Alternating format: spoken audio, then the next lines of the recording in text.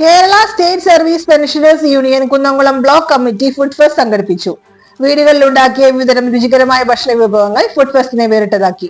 ചെർലയം SCO ഹാളിൽ നടന്ന food fest president MK Sukumar ഉദ്ഘാടനം ചെയ്തു.